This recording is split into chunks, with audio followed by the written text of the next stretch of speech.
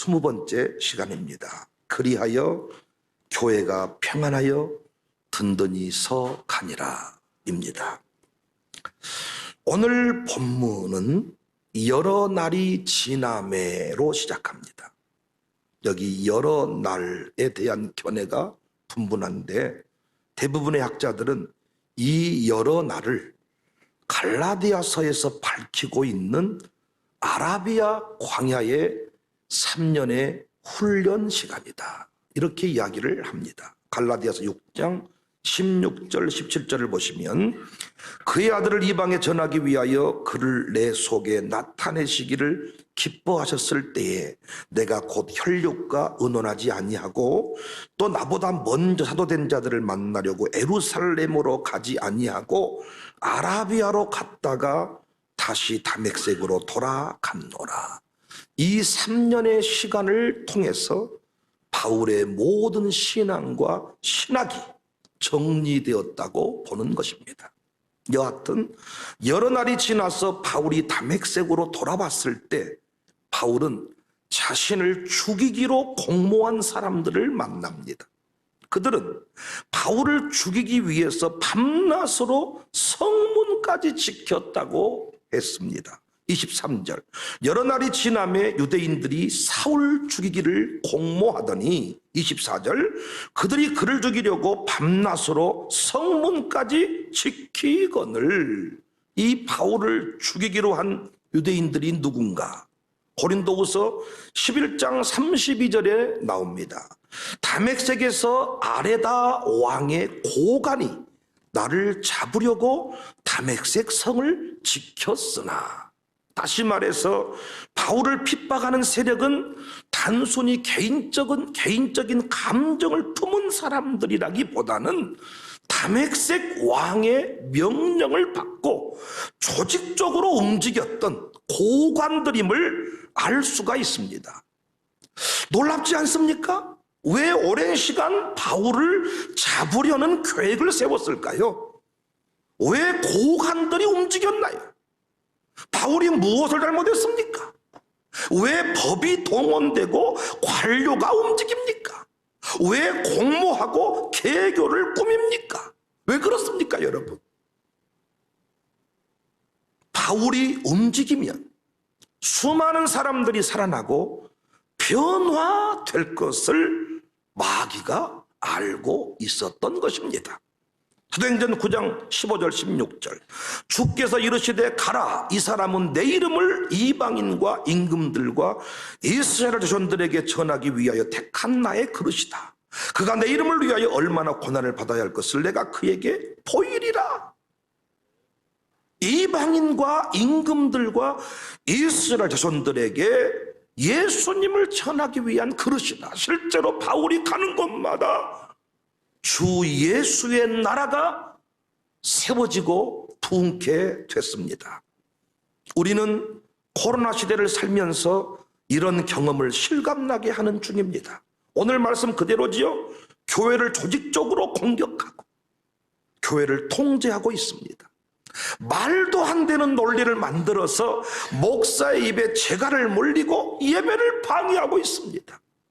지금도 여전히 교회를 통제하는 중입니다. 몇 %까지만 예배를 드리라는 겁니다. 인원수를 제한하고 심지어 통성, 기도, 찬양대 운영, 교회에서 애찬 나누는 일은 지금도 금지하고 있습니다. 왜 교회를 통제하고 왜 예배 형태까지 간섭할까요? 왜 밥을 먹든지 말든지 니들이 쌀 줬냐 그 말이요. 그런데 왜 먹어라 말아라 이럴까요? 원수 마귀가 모여 예배하고 애찬을 나누는 것들의 비밀을 알고 있는 것입니다. 다른 건 다 풀려도 밥 먹는 거 하지 마라 그러잖아요. 우리는 그 애찬의 비밀을 알고 있습니다. 허기를 달래는, 끼니를 채우는 수준의 문제가 아니고 성장하는 통로임을, 위로받는 시간임을, 한 공동체임을 확인하는 그런 성찬식 수준의 중요한 일들임을 우리는 알고 있습니다. 앞으로 이런 공격은 더욱 치열해질 것으로 보입니다. 한번 통제의 맛을 보았기 때문에 문제만 생기면 더욱 강력하게 예배를 방해할 것입니다. 그래서 지금 우리에게 필요한 것은 지혜이고 순결이고 뜨거운 연합입니다. 독불장군처럼 자기 잘난 척하며 살면 교회 영광을 가리울 수가 있어요. 지혜롭게 살아야 되고 순결하게 살아야 돼요. 예배를 드릴 때 거짓말로 드리면 안 됩니다. 전심으로 예배할 때 하나님이 우리 예배를 받으시고 다시는 예배당 문이 닫히지 않게 하실 겁니다. 아울러 연합입니다. 연합. 지혜와 순결, 연합, 이 원리를 따라 사명을 감당하면 하나님의 나라는 고난 중에도 광주 청사교회처럼 더욱 강력하게 성장할 수 있습니다. 31절 말씀이 그 내용이지요. 그리하여 온 유대와 갈릴리와 사마리아 교회가 평안하여 든든히 서가고 주를 경외함과 성령의 위로로 진행하여 수가 더 많아지니라. 본문에서 중요한 것이 그리하여 도대체 무슨 일을 했다는 것입니까? 어떻게 조직적으로 바울을 핍박하고 교회를 공격하는데도 사도행전 교회는 평안했고 든든히 서갔고 수가 더 많아질 수가 있었습니까? 우리는 이 일을 경험하고 있기 때문에 이 말씀이 너무나도 쉽게 이해가 되지만은 그렇지 않은 분들도 있을 것입니다. 오늘 말씀 가슴에 새겨서 위기 중에도 고난 중에도 핍박 중에도 하나님의 나라는 더욱 왕성케 되는 은혜가 있기를 바랍니다. 지혜롭게 행한 일 첫 번째 내용은 바울의 제자들이 광주리 작전을 벌려서 바울을 도왔습니다. 25절 그의 제자들이 밤에 사울을 광주리에 담아서 성벽에서 달아내리니라. 작전을 벌였습니다. 인간적인 의리 때문이 아니라 바울의 말씀 사역 때문에 바울을 통해서 임금들이 이방인들이 택한 주의 백성들이 살아날 수 있음을 알고 있었기 때문에 이들은 바울을 보호했습니다. 다 경험한 내용이지만은 그곳이 어디든지 바른 말씀이 선포되면 부흥이 임해요. 그래서 말씀을 맡은 주의종이 참 중요합니다. 우리 교회가 부흥한 이유도 여기에 있습니다. 여기에 선 백윤영을 하나님의 사자로 영혼을 구원하기 위해 하나님이 세우신 그릇으로 여겨주었습니다. 선조들이 그랬듯이 여기 있는 백윤영을 대제사장이나 되는 것처럼 만물 박사인 것처럼 모르는 것 투성이고 허물투성인데 만물 박사인 것처럼 대우해 주셨습니다. 부족합니다. 연약합니다. 진짜 그렇습니다. 그런데 지금껏 장로님들을 중심으로 우리 교회 성도들은 여기 있는 사람을 대제사장, 하나님을 특별히 대면하여 만나는 사람 정도로 여겨주었고, 우리 목사님은 모든 것을 다 알고 계시는 만물 박사로, 알고 보면 어떤 한 기퉁이만 아는데 선조들이 그렇게 목사를 섬겼다고 해요. 오늘 본문에 보니까 사도행전 교회도 말씀 맡은 자들을 그렇게 대우했습니다.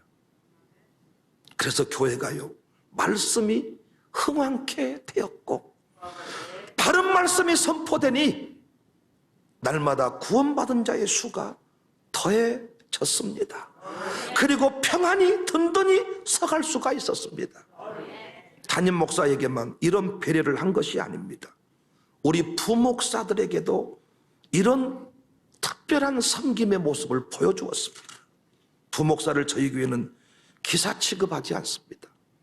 처음에 제가 부임했을 때 조금 교회가 일꾼이 없을 때 차량 운전을 조금 부탁한 적이 있고, 우리는 당회에서 이 내용들을 잘 의논해서 부목사들 운전시키지 말자. 부목사들 관리인 취급하지 말자. 그리고 그들의 생활비를 담임 목사 수준으로 섬겨주자. 그래서 사모님들 일할 수 있으면 다 사역의 자리를 만들어가지고 둘이 합치면 담임 목사 수준 비슷하게 생활비를 받도록, 그리고 1년에 어떻게든 부흥회를 하면 부흥회 끝나고 나서 섬기고, 휴가비로 섬기고, 어떻게든 도서비로, 성미비로 이런저런 명분을 만들어서 결국은 따지고 보면 담임 목사 수준의 삶을 살아가도록 최선을 다해 섬겨주었습니다. 왜냐? 그들을 통해서 위대한 부흥의 역사가 일어날 것을 믿고 있기 때문입니다. 그들이 파송되면, 그들이 가면, 그들이 부서를 맡으면 말씀이 선포되어야, 바른 말씀이 선포되어야 부흥이 일어나니까 말씀의 통로로서 역할을 잘 감당하도록 배려하고 축복하는 것입니다. 앞으로도 교회를 향한 핍박은 계속될 것인데, 아주 조직적으로 교회를 막아설 것인데, 우리도 본문의 말씀처럼 조직적으로 필요하면 광주리를 만들고 담으로 달아내리고, 이렇게 해서 말씀 맡은 종들을 지켜내는 영적 질서가 일사불란하게 유지되는 그런 교회가 될 수 있기를 바랍니다. 다양한 작전을 통해서 시대의 바울을 도와야 돼요. 바울의 역할을 감당하는 사람들을 도와줘야 됩니다. 여러분, 악인들은 전략적으로 날밤을 새가면서 고관들을 파송해서 죽이고자 하잖아요. 이때 우리도 전략을 세우고 적극적인 자세로, 그래서 이번에도 제가 예부 부흥회를 하는데 우리 교인들이 전략적으로, 조직적으로 부목사들이 강구를 해주고 문자를 보내주고 영상 링크를 올려주고 기도하자, 응원하고, 예배 끝나자마자 가서 영상을 틀어놓고 보고 나면 또 문자를 보내주고, 혹자는 달려와서 같이 응원해주고, 무슨 일을 하든지 간에 돕고 섬기는 그 모습이 저는 사도행전 교회와 같다고 생각합니다. 우리 입으로 목사를 비방하고 목사가 말씀이 흥황케 되는 일에 집중하지 못하도록 하는 것, 우리 교회는 없었습니다. 앞으로도 감히 주의 종들을 세상이 짓밟지 못하도록 든든히 지키고 보호합시다. 어떻게 핍박 중에도 사도행전 교회는 든든히 서고 부흥할 수 있었냐? 지혜롭게 행동했는데 두 번째 일이 바울과 제자들 사이에 놓인 편견의 벽을 허물었습니다. 여러분, 바울이 밤에 광주리에 담겨서 도망을 했잖아요. 그리고 예루살렘으로 돌아왔죠. 어떤 의미에서 적진에서 살아 돌아왔잖아요. 그런데 제자들이 바울을 반겨주지 않습니다. 악수도 뜨겁게 하지 아니하고 적당히 하고 미소도 진심이 아니었습니다. 26절 이하를 보실까요? 사울이 예루살렘에 가서 제자들을 사귀고자 하나 다 두려워하여 그가 죄자됨을 믿지 아니하니 바나바가 데리고 사도들에게 가서 그가 길에서 어떻게 주를 보았는지와 주께서 그에게 말씀하신 일과 다메섹에서 그가 어떻게 예수의 이름으로 담대히 말하였는지를 전하니라. 바울의 입장에서 외부의 고난보다 제자들의 냉대가 더 견디기 힘들었을지도 모릅니다. 유대교와 제가 신천지를 좀 비유했는데, 신천지 예수교 증거 장막 성전 투숙군쯤 하다가 이제는 회심하고 우리 교회로 돌아왔단 말이에요. 소문이 쫙 퍼졌다, 그 얘기예요. 우리가 과연 그들을 아무 거리낌 없이 받을 수가 있을까? 바울은 그들과 사귀고자 했지만은, 교제하고자 했지만은 제자들은 다 두려워해서 그를 피했다는 거예요. 얼마나 힘들었을까, 그 마음이. 지난날에 그 도둑 맞아버린 것 같은 그 세월을 회개하고 다시 주를 위해 살겠다고 돌아왔는데 사람들의 눈빛이 싸늘하고 그 사람이 가정교회로 온다 그러면 긴장하고 손을 내미는데 적당히 내밀고 이러할 때 어떠겠냐고요. 그런데 영적 통찰력이 있는 바나바라는 사람이 바울을 적극 변호하기 시작했습니다. 이 일이 쉬운 일이 아니죠. 우리로 치면 같은 신천지 취급받을 수 있으니까, 같은 수준의 사람이 될 수 있으니까 이때는 개입을 하지 않는데, 이 바나바라는 사람은 개의치 않고 자신이 보고 느낀 대로 바울을 소개합니다. 27절이잖아요. 바나바가 데리고 사도들에게 가서 그가 길에서 어떻게 주를 보았는지와 주께서 그에게 말씀하신 일과 다메섹에서 그가 어떻게 예수의 이름으로 담대히 말했는지를 전해 주었다. 결국 불신의 벽이 사라지고 각자의 사명에 집중할 수 있게 되었습니다. 28절, 사울이 제자들과 함께 있어 예루살렘에 출입하며, 이걸 현대인의 성경으로 살펴보면, 그래서 사울은 제자들과 함께 지내며 자유롭게 예루살렘을 드나들면서 주님의 이름을 담대하게 전하였다. 오늘날 우리 안에 바나바와 같은 화해자, 지도자, 이런 대인배가 필요합니다. 아멘입니까? 교회를 핍박할 때 외부에서 막 조직적으로 이 목사를 죽이려고 하고 교회를 없애려고 할 때 우리 안에 화해를 주도할 수 있는 지도자, 대인배, 이런 사람이 필요하다는 거예요.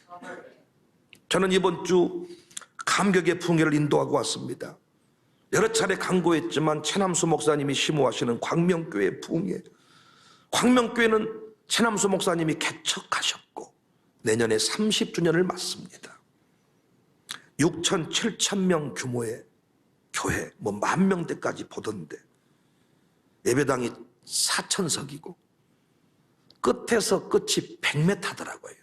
다음 세대를 두고 고민하고 기도하던 중에 수직적 신앙 계승이 대안임을 깨달았고 미국에서 돌아오셔서 제 신문 광고를 보게 되었습니다.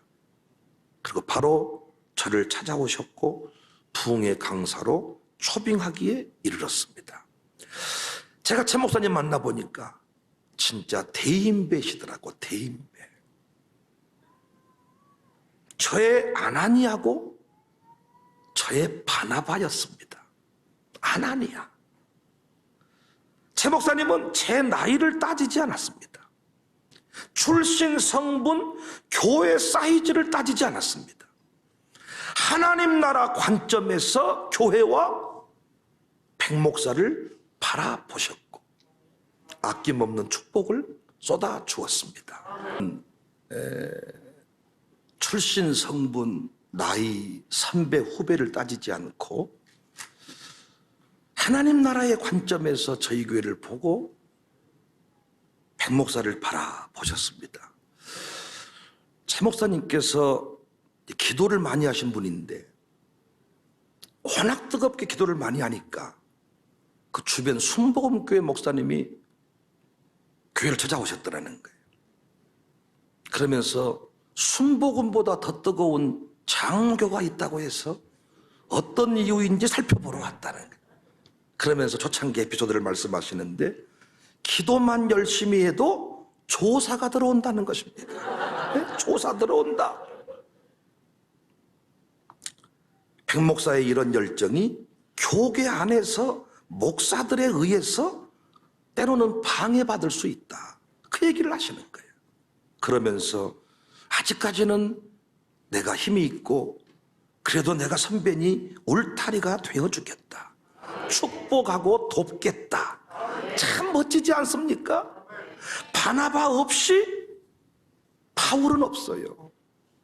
바나바가 자신의 이름을 걸고 하나님을 만난 사람이며 그는 예수 그리스도의 복음을 생명 걸고 전하는 사람이다.